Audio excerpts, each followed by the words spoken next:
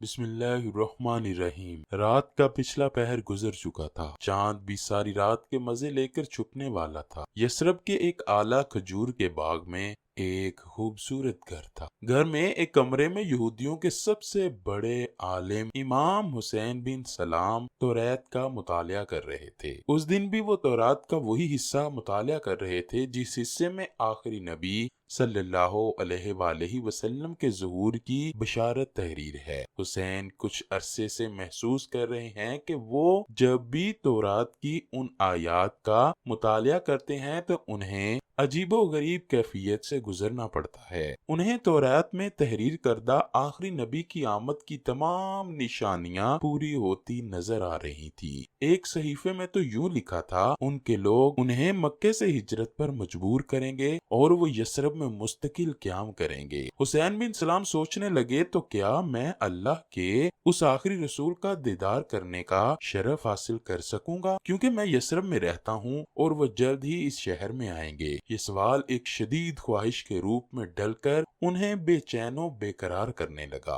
हुसैन बिन सलाम का शुमार यहूदियों के सबसे बड़े आलिम, इमाम और सरदारों में होता था। यही वजह है कि दूर दूर से यहूदी उनसे फैज़याब होने के लिए आया करते। उन्हें तौरात और अंजील पर मुकम्मल अबूर हासिल था। अब यहूदियों के एक कबीले बनु कैनका के एक फर्द थे जिसका सिलसिला हजरत यूसुफ अलैहिस्सलाम से मिलता है। ये 11 नबी की बात है कि जब बनु खज़रज के 6 अफराद मक्का मुकरमा गए और रसूल अल्लाह के हाथ पर इस्लाम कबूल करके यसरब वापस आए। हुसैन बिन सलाम को इतला मिली तो उन्होंने उन अफराद से मुलाकात की और रसूल अल्लाह के बारे में तफसीलात मालूम की। वो लोग जैसे जैसे तफसील बयान करते जाते, हुसैन की आंखों में तौरात की तहरीर करदा अलामतें हकीकत का रूप धार कर आतिशे शौक भड़काती जा रही थी। अब एक अलामत की तस्दीक बाकी थी, वो थी यसरब की तरफ हिजरत। हुसैन बिन सलाम अल्लाह से दुआ मांगते थे, ऐ खुदावंदे कुदूस, मुझे इतनी जिंदगी अता फरमा कि मैं शहर यसरब में तेरे आखिरी नबी की जियारत करके उनके हाथ पर बैत कर सकूं।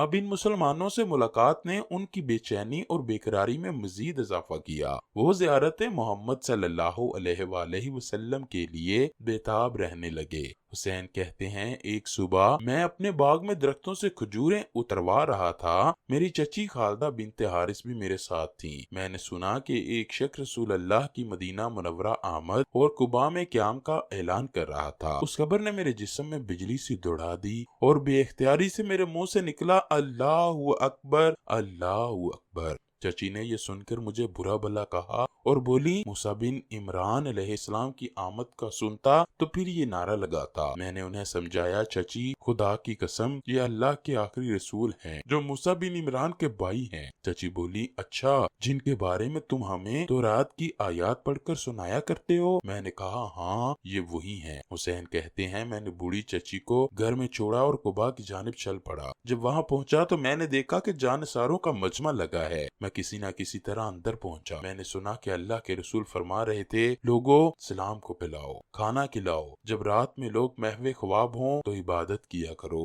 अल्लाह की जन्नत में सलामती से दाखिल हो जाओ। हुसैन कहते हैं, जब मैंने अल्लाह के रसूल के चेहरे अनवर की जानिब देखा, ईमान की रोशनी से मुनव्वर चेहरा, खूबसूरत चमकती पेशानी, नूरे इलाही से रोशन, खूबसूरत बड़ी आंखें, ऐसी आंखें कि जिन्हें देख लें तो उसे अपना गर्विदा बना लें। दंदाने मुबारक जैसे सफेद शफाफ मोती, शबे तारीख में जो सितारों से ज्यादा चमकते, म्याना कद, सुर्ख सफेद रंगत, बात करें तो लबों से फूल बिखरे, जहाँ मौजूद हो वो मकाम मुश्को अंबर से महक जाए। तो मैंने जान लिया यही अल्लाह के आखिरी और सच्चे नबी हैं। बुखारी शरीफ में है कि जब हुसैन बिन सलाम खिदमत नबी में हाजिर हुए तो अर्ज किया, या रसूल अल्लाह, मैं 3 बातें दरियाफ्त करके फिर ही ईमान लाऊंगा। नंबर 1, अलामत क़यामत में से पहली अलामत कौन सी है? नंबर 2, अहले जन्नत को पहली चीज खाने को क्या मिलेगी? नंबर 3, क्या वजह है कि बच्चा कभी तो माँ की शक्ल पर जाता है और कभी बाप की शक्ल पर? सरकार दो आलम ने तीनों सवालों के जवाब इस तरह दिए। नंबर 1, क़यामत की पहली निशानी एक आग होगी जो लोगों को मशरिक से मगरिब की जानिब हंका ले जाएगी। नंबर 2,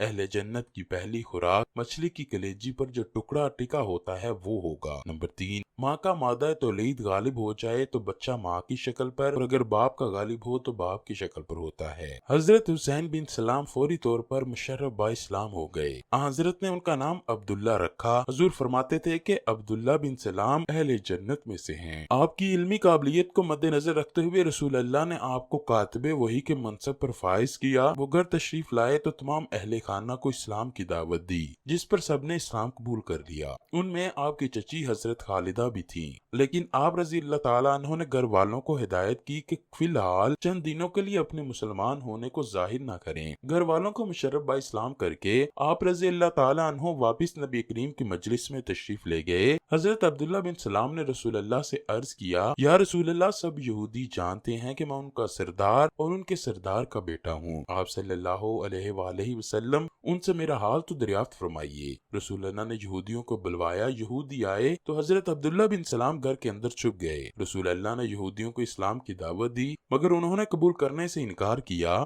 फिर रसूल अल्लाह ने उनसे पूछा, अच्छा ये बताओ कि हुसैन बिन सलाम तुम लोगों में कैसा आदमी है? उन्होंने कहा, वो हमारा सरदार है, हमारे सरदार का बेटा है, हम सबसे ज्यादा आलिम और हमसे सबसे ज्यादा आलिम का बेटा है, वो हम सबसे बेहतर आदमी का बेटा है। रसूल अल्लाह ने फरमाया, अगर वो मुसलमान हो जाए? यहूदी कहने लगे, वो हरगिज मुसलमान ना होगा। रसूल अल्लाह ने फरमाया, ए इब्ने सलाम बाहर आओ। हजरत अब्दुल्ला बिन सलाम बाहर आए और कहा, ए यहूदियों, अल्लाह से डरो, तुम जानते हो कि यही अल्लाह के रसूल हैं और हक के साथ आए हैं। यहूदियों ने कहा, तुम झूठ बोलते हो, तुम सबसे बदतर और सबसे बदतर आदमी के बेटे हो। हजरत साद रजी अल्लाह ताला अन्हु से रिवायत है कि रसूल अल्लाह ने हजरत अब्दुल्ला बिन सलाम की जिंदगी में ही उनके लिए जन्नत की बिशारत दे दी थी। हजरत अब्दुल्ला बिन सलाम के चेहरे से खुशू जाहिर होता था। एक दिन उनसे कहा गया, लोग कहते हैं आप जनती हैं। कहने लगे, अल्लाह की कसम, किसी को यह सजावार नहीं कि वो ऐसी बात कहे जिसका उसे इल्म ना हो। मैं तुम्हें बताता हूँ इसकी वजह क्या है। एक मर्तबा मैंने ख्वाब में देखा कि मैं एक बाग में हूँ जो बहुत वसीओ वरीज और सरसब्जो शादाब था। उसके दरमियान लोहे का एक सतून था जिसका ऊपर का हिस्सा आसमान में था। उसके ऊपर एक कड़ा लगा हुआ था। मुझसे कहा गया, चढ़ो। मैंने कहा, मैं नहीं चढ़ सकता। फिर एक खादिम आया, उसने पीछे से मुझे उठाया। फिर मैं उस पे चढ़कर उसकी बुलंदी तक पहुंच गया और वो कड़ा पकड़ लिया। फिर मुझसे कहा गया, मजबूती से पकड़े रहो। मैंने ये ख्वाब रसूल अल्लाह से बयान किया तो आप सल्लल्लाहु अलैहि वसल्लम ने फरमाया, वो बाग इस्लाम है और वो सतून इस्लाम का सतून है। वो कड़ा मजबूत कड़ा है, तुम उस पर कायम रहो यहाँ तक कि तुम्हें मौत आ जाए। हजरत अब्दुल्ला बिन सलाम ने गज़वा बदर और ओहद में शिरकत की या नहीं, इस बात पर सीरत निगारों में इख्तलाफ पाया जाता है। ताहम तबकाते इब्ने साद में उनकी दोनों गज़वात में शरीक होने की तस्दीक मिलती है। अलबत्ता गज़वा खंदक के बाद होने वाले तमाम गज़वात में वो शरीक रहे। अपने वक्त के बहुत बड़े फकीह और कुरान पाक के आलिम थे। हजरत माज बिन जबल रजी अल्लाह ताला अन्हु का जब आखिरी वक्त आया तो लोगों ने उनसे वसीयत की दरख्वास्त की तो उन्होंने कहा, इल्म और ईमान दो ऐसी चीजें हैं कि अगर कोई शख्स उनका तलबगार हो तो ये चीजें उसे मिल जाती हैं। तुम्हें अगर इल्म की तलब हो तो उसे चार लोगों से हासिल करो, अब्दुल्ला बिन मसूद, सलमान फारसी, अबू दरदा और अब्दुल्ला बिन सलाम। फिर फरमाया, अब्दुल्ला बिन सलाम वो शख्स है जो यहूदी थे और मुसलमान हुए। मैंने रसूल अल्लाह की जुबानी सुना कि अब्दुल्ला बिन सलाम अशरा मुबशरा की तरह हैं। मदीना मुनव्वरा में बरसों से आबाद यहूदी माशी, माशरती और सियासी एतबार से बहुत ही ताकतवर और हैसियत के हामिल थे। नबी करीम को इस बात का एहसास था कि मदीना हिजरत के बाद अगर कोई बड़ी कुव्वत मुसलमानों को तकलीफ पहुंचा सकती है तो वो यहूदी ही हैं। रसूल अल्लाह हालात की बेहतरी के लिए दुआ फरमाया करते। हिजरत के फौरन बाद यहूदियों के सरदार और सबसे बड़े इमाम का मुसलमान हो जाना अल्लाह की जानब से हिजरत के बाद मुसलमानों को पहला तोहफा था।